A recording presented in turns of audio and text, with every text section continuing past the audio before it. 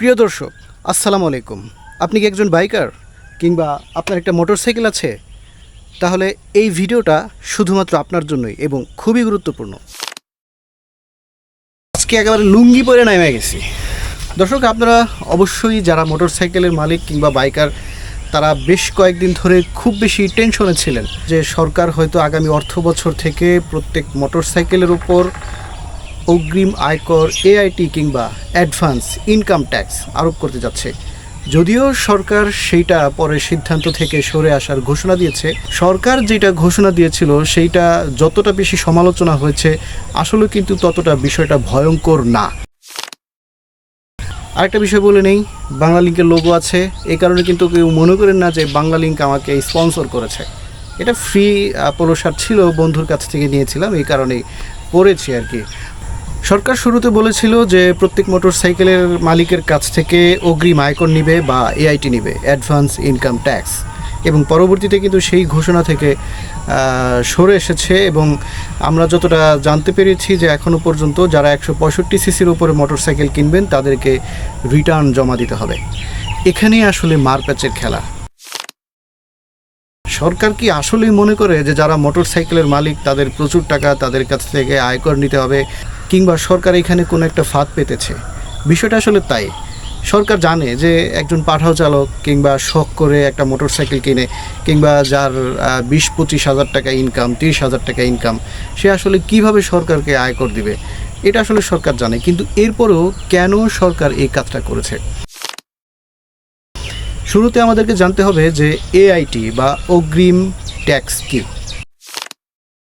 AIT, advance income tax, এটার মানে হচ্ছে সরকার কোনো না কোনোভাবে আপনাকে চাপ সৃষ্টি করে আপনার কাছ থেকে একটা আয়কর নিবে, এবং বছর শেষে আপনি যখন রিটার্ন জমা দিবেন তখন সরকার সেটা আপনাকে ফেরত দিয়ে দেবে। এইটাকে বলা হয় হচ্ছে অ্যাডভান্স ইনকাম ট্যাক্স। আরেকটা কথা জানিয়ে রাখি যে আপনার যদি ট্যাক্সেবল ইনকাম না হয় তাহলে অবশ্যই আপনি টাকাটা ফেরত পাবেন। আর যদি ট্যাক্সেবল ইনকাম হয় তাহলে তো আপনি আর টাকা ফেরত পাবেন না, কারণ সরকার আপনার কাছ থেকে যেই টাকাটা নিবে মোটরসাইকেলের এআইটি বাবদ, সেই টাকাটা যখন সমন্বয় করবে তখন দেখবে যে আপনি সরকারের কাছে আর কোনো অর্থ ফেরত পাচ্ছেন না। যে সরকার আপনার কাছ থেকে নিয়েছে সেটা সরকার কোনো না কোনো কোথাও কাজে লাগিয়েছে, আবার আপনাকে সেটা ফেরত দিয়ে দিয়েছে। তাহলে প্রশ্ন থাকে যে এই এআইটি নিয়ে আসলে সরকারের লাভ কী? মোটরসাইকেল মালিকদের কাছ থেকে সরকার এআইটি নিতে চেয়েছে, এটা নিয়ে আসলে সরকারের খুব বেশি একটা লাভ হবে না। সরকারের হয়তো কয়েক হাজার কোটি টাকা আসতো, কিন্তু সরকার এখান থেকে কেন এআইটি নিতে চেয়েছে এই বিষয়টা যদি আপনারা ক্লিয়ার হতে পারেন তাহলে অবশ্যই আপনারা বুঝবেন যে সরকার যেটা ঘোষণা দিয়েছিল সেইটা যতটা বেশি সমালোচনা হয়েছে, আসলে কিন্তু ততটা বিষয়টা ভয়ঙ্কর না। আমরা আসলে ভুল বোঝাবুঝির কারণে সরকারকে ভুল বুঝতে পেরেছি, এই কারণে আমরা খুব বেশি সমালোচনা করেছি, কিন্তু বিষয়টা আসলে ততটা বেশি ভয়ঙ্কর না। কারণ এআইটি সরকার সেটা রেখে দিবে না, সরকার আপনাকে ফেরত দেবে। তাহলে সরকার আপনার কাছ থেকে নিতেই বা চাচ্ছিল কেন? এখানে আসলে মূল খেলা, এবং এটাই আসলে হচ্ছে সরকারের ফাঁদ। মূলত যারা মোটরসাইকেল মালিক বা যারা বাইকার তারাই বিষয়টা ফিল করেন যে যাদের মোটরসাইকেল আছে তারা যে কোনো মূল্যেই হোক তাদের মোটরসাইকেলটা তারা চালাবেনি, সেটাকে তারা প্রতিদিন বা নিয়মিত করে ঘর থেকে বের করবেনি। সেটার পেছনে তারা যত যাই হোক, কারণ এটা জীবনের সঙ্গে একেবারে জড়িয়ে যায়। প্রতিনিয়ত মানুষের মোটরসাইকেল প্রয়োজন হয়, লাগে, শখে হোক বা প্রয়োজনে হোক। এই কারণে দেখেন রাস্তাঘাটে যত ধরনের বিপদ হোক, যত ধরনের সমস্যা হোক, মানুষ কিন্তু টাকা পয়সা খরচ করে সেই মোটরসাইকেলটাকে সে মেনটেন করে। কারণ একে তো হচ্ছে এটা তার প্রয়োজনীয়, এবং এটা হচ্ছে তার শখের জিনিস। এবং এই জায়গাটাতে সরকার ফিল করতে পারছে যে যেহেতু মানুষ তার মোটরসাইকেলটা যে কোনো মূল্যেই হোক মেনটেন করবে, তাই মোটরসাইকেলকে এই সেন্সিটিভ বা এই আবেগের জায়গাটাকে ইউজ করে সরকার একটা ফাঁদ পেতেছে। কী ফাঁদ সেটা আপনাদেরকে আমি ক্লিয়ার করে দিচ্ছি। ফাঁদটা হচ্ছে, বর্তমানে দেশে ট্যাক্স আইডেন্টিফিকেশন নাম্বার বা টিআইএন আছে 1.25 কোটি। বুঝেন, 1.25 কোটি টিআইএন আছে, কিন্তু বছর শেষে রিটার্ন দেয় মাত্র সর্বোচ্চ 45 লাখ। আর এই যে 80 লাখ মানুষ রিটার্ন জমা দিল না, এরা কোনো না কোনোভাবে টিআইএন নিয়েছে কিন্তু সরকারকে রিটার্ন দেয় না।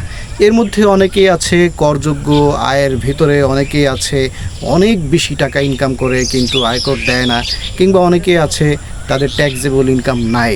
কিন্তু এদেরকে যদি রিটার্ন দিতে বাধ্য করা হয়, কোন ওয়েতে সরকার বাধ্য করবে, কোন নিয়ম করলে মানুষ রিটার্ন দিতে বাধ্য হবে, এটা আসলে বড় প্রশ্ন। তো সরকার এইখানে একটা খেলা খেলেছে যে যারা মোটরসাইকেল চালক বা মোটরসাইকেলের মালিক আছেন, সেই সেন্সিটিভ জায়গাতে সরকার হাত দিয়েছে যাতে মোটরসাইকেলের মালিক যারা আছেন তারা বছর শেষে রিটার্ন জমা দেন। কারণ আপনার কাছ থেকে সরকার যখন 5,000 10,000 টাকা নিবে এবং সরকার যখন আপনাকে বলবে যে আপনি রিটার্ন জমা দিলে বছর শেষে সেই টাকাটা ফেরত পাবেন, তখন অবশ্যই আপনি রিটার্ন জমা দিবেন এবং রিটার্ন জমা দিয়ে সেই টাকাটা ফেরত নেবেন। আরেকটা কথা জানিয়ে রাখি যে আপনার যদি ট্যাক্সেবল ইনকাম না হয় তাহলে অবশ্যই আপনি টাকাটা ফেরত পাবেন। আর যদি ট্যাক্সেবল ইনকাম হয় তাহলে তো আপনি আর টাকা ফেরত পাবেন না, কারণ সরকার আপনার কাছ থেকে যেই টাকাটা নিবে মোটরসাইকেলের এআইটি বাবদ, সেই টাকাটা যখন সমন্বয় করবে তখন দেখবে যে আপনি সরকারের কাছে আর কোনো অর্থ ফেরত পাচ্ছেন না। এই কারণে সরকার যে এআইটির সিস্টেমটা চালু করতে চেয়েছিল। যে দেশে আরেকটা বিষয় জানিয়ে রাখি যে দেশে এখনও পর্যন্ত মোটরসাইকেলের মালিক আছেন অন্তত প্রায় 50 লাখ। অর্থাৎ এই 50 লাখ মানুষের মধ্যে যদি 30 লাখ মানুষও বৈধ মোটরসাইকেল চালান এবং তারা যদি সরকারকে রিটার্ন জমা দিতেন, তাহলে দেখেন যেই 45 লাখ মানুষ রিটার্ন জমা দেয় এবং তার সাথে যদি আরও 30 লাখ জমা হয়, তাহলে অন্তত 70 লাখ মানুষের কাছ থেকে সরকার বছর শেষে আয়কর রিটার্ন নিতে পারতেছে। এবং এই যে আয়কর রিটার্ন নেয়ার যে সিস্টেম, বাধ্য করার যে সিস্টেম, শুধুমাত্র এই আয়কর রিটার্ন নেওয়ার জন্যই সরকার মোটরসাইকেলের উপরে এআইটি চাপিয়ে দিতে চেয়েছিল, যাতে করে আপনি বাধ্য হয়ে সরকারকে রিটার্ন জমা দেন। কারণ সরকার যখন আপনার কাছ থেকে 5,000 বা 10,000 টাকা নিচ্ছে এবং যখন আপনাকে বলতেছে যে বছর শেষে আপনি টাকাটা ফেরত পাইতে চাইলে অবশ্যই রিটার্ন জমা দিন, এবং আপনি তখন বাধ্য হয়ে অবশ্যই রিটার্ন জমা দিবেন এবং রিটার্ন জমা দিয়ে আপনি আপনার এআইটির টাকাটা ফেরত নেওয়ার চেষ্টা করবেন। এবং এই সেন্সিটিভ জায়গাতে হাত দিয়ে সরকার আপনার কাছ থেকে রিটার্ন জমা নেওয়ার জন্যই মূলত মোটরসাইকেলের মালিকদের কাছ থেকে এআইটি নিতে চেয়েছিল। মূলত একজন বাইকারের কাছ থেকে টাকা নেওয়ার উদ্দেশ্যে কিন্তু সরকার এটা করতে চায় নাই। সরকার চাইছিল যে একজন মোটরসাইকেলের মালিক সেজন্য রিটার্ন জমা দেয়। কারণ এই যে দেখেন প্রায় 50 লাখের মতো মোটরসাইকেলের মালিক আছেন, তাদের মধ্যে কেউ মাসে 20,000 টাকা আয় করেন, কেউ মাসে 25,000 টাকা আয় করেন, আবার কেউ লাখ টাকাও আয় করেন। তো তাদের মধ্যে যারা ট্যাক্সেবল ইনকাম না, 20-30 হাজার টাকা ইনকাম করেন, সে তো বছর শেষে রিটার্ন জমা দিলে আবার টাকা ফেরত পাবেনি। কিন্তু যারা এখনও পর্যন্ত লাখ টাকা আয় করে মাসে এবং বছর শেষে তাদের এতগুলো আয়কর জমা হয়, কিন্তু তারা সরকারকে ট্যাক্স ফাঁকি দিচ্ছে, তারা তো রিটার্ন দিচ্ছে না, তাদের কাছ থেকে তো সরকার ট্যাক্স পাচ্ছে না। তাদেরকে ধরার জন্য এটা ছিল সরকারের একটা ফাঁদ, যে মোটরসাইকেলের উপরে যখন আয়কর বা এআইটি বাধ্যতামূলক করা হবে তখন সবাই বাধ্য হয়ে এআইটি দিবে এবং বছর শেষে তারা বাধ্য হয়ে রিটার্ন দেবে এআইটি ফেরত পাওয়ার জন্য। এবং যারা এর মধ্যে, এবং আপনি যদি ট্যাক্সেবল ইনকামের আওতাভুক্ত না হন, আপনার যদি ইনকাম কম থাকে, আপনাকে ফেরত দিয়ে দিবে। আর আপনি যদি আয়করের মধ্যে পড়েন কিংবা আপনার যদি অনেক বেশি ইনকাম থাকে, তবে অবশ্যই আপনার কাছ থেকে ট্যাক্স কেটে রেখে দেবে। এইখানে মূলত ভয়টা কাদের? যাদের অনেক বেশি টাকা পয়সা আয় আছে, যারা রিটার্ন দেয় না, সরকারকে ট্যাক্স ফাঁকি দেয়, কিন্তু তারা ভয় পাচ্ছে যে বছর শেষে যদি রিটার্ন দিতে হয় তাহলে তো গভর্নমেন্ট তাকে ধরে ফেলবে। এইখানে ভয়টা শুধুমাত্র তাদের। কিন্তু যারা অল্প টাকা আয় করেন, একটা মোটরসাইকেল মেনটেন করেন, মাসে 20-25 হাজার টাকা 30 হাজার টাকা কামান, যাদের আসলে ট্যাক্সেবল ইনকাম হয় না, ছোট ব্যবসা করেন, শখে কিংবা প্রয়োজনে একটা মোটরসাইকেল চালান, তাদের তো কোনো ভয় নাই। কারণ তারা বছর শেষে রিটার্ন জমা দিলে সরকার তাকে এই এআইটির টাকাটা ফেরত দিয়ে দিত। কিন্তু মূলত এখানে হয়েছে কি, মানুষ ভুল বোঝাবুঝির কারণে, না বোঝার কারণে সরকারকে এতটা বেশি ভয় পেয়েছে, যে এই বিষয়টা নিয়ে এতটা বেশি সমালোচনা হয়েছে যে সরকার কিন্তু সেই জায়গা থেকে সরে আসতে বাধ্য হয়েছে। এবং সরকার সেই জায়গা থেকে সরে আসতে বাধ্য হয়েছে এবং পরে কি হইলো দেখেন, সেই জায়গা থেকে সরে আসলো এবং যারা 165 সিসির ওপরে মোটরসাইকেল ওন করবে এবং কিনবে, তাদেরকে আসলে রিটার্ন দেওয়া বাধ্যতামূলক করে দিল। অর্থাৎ যারা 165 সিসির উপরে হায়ার সিসি মোটরসাইকেল কিনে 5-6 লাখ টাকা দিয়ে, সরকার নিঃসন্দেহে বিশ্বাস করে যে একটা 5-6 লাখ টাকা দিয়ে মোটরসাইকেল কিনে তাহলে অবশ্যই তার অনেক বেশি টাকা থাকতেও পারে কিংবা তাকে রিটার্নের আওতায় আনতে হবে। এই কারণে হচ্ছে যে যাদের হায়ার সিসি তারা তো শখ করে কেনে, তারা হচ্ছে তাদের অনেক টাকা আছে বলেই তারা একটা দামি মোটরসাইকেল কেনে। এই কারণে হচ্ছে যে সরকার চাইছে আমরা রিটার্নটাকে বাধ্যতামূলক করে দেই, কিন্তু এমন একটা পন্থায় সরকার শুরুতে যাইতে চাইছিল, সরকারেরও সেটা ভুল একটা পলিসি ছিল এবং মানুষও বুঝতে পারে না, এই কারণে অনেক বেশি সমালোচনা হয়েছে, জগা খিচুড়ির মতো হয়েছে। সবশেষ সরকার তার সঠিক সিদ্ধান্ত নিয়েছে, কিন্তু অনেক পানি ঘোলা করার পরে। অর্থাৎ এখন মাইনকা চিপায় পড়বেন কারা? এখন তারাই মাইনকা চিপায় পড়বেন যাদের বাৎসরিক আয়, স্যালারি কিংবা ব্যবসা থেকে আয় ট্যাক্সেবল ইনকামের বেশি কয়েক লাখ টাকা, কিন্তু তারা সরকারকে কোনোভাবে রিটার্ন জমা দিচ্ছেন না বা ফাঁকি দিচ্ছেন।